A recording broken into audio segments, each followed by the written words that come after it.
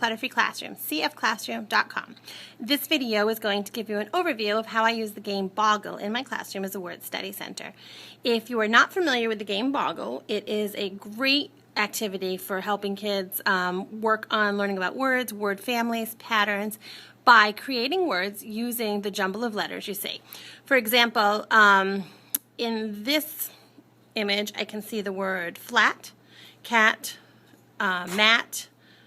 There's a whole bunch of them. Plant is in there. Basically what you do is you start with a letter and you progress in order, either up and down horizontally or diagonally to the letter next to it to create words. It's actually a manufactured game, which I used to play when I was little and loved. Might look familiar. And I used to use this in my classroom. The problem was doing it during centers, this.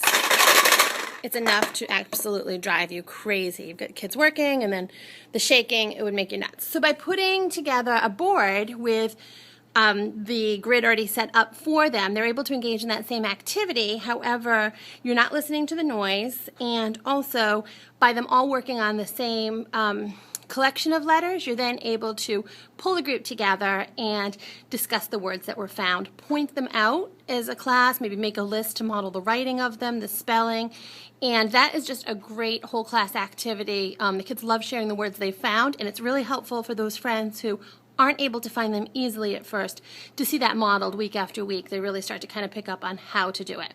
So I've put together a kit which includes the frames and the letters as you see them here, with directions on how I assembled it, and I've loved this whimsical kind of funky frame pattern, so I used that. That's included in the kit, but I also made just a regular rounded corner grid if you'd prefer something a little bit more traditional. And it's part of my Black Line Design collection, which is that line of products I put together to save teachers money on the ink and make it a little more versatile, where you can then use any type of scrapbook paper or cardstock that you want. So what you see is the frames are actually, they were put together using just, it was a black outline of the frame with a white background, and I copied these directly onto yellow cardstock.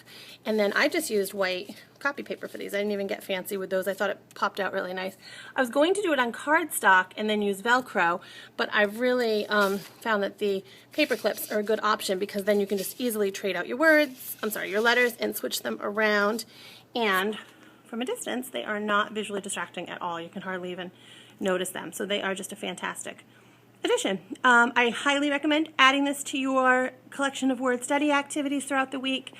And I think you'll find that the kids really enjoy it. They look forward to doing it. And it just helps develop those word study skills that are so important. So anyway, for more details, check out my blog, CFC12.com. You can put Boggle in the search, and you'll see some still pictures of how this was done in my classroom.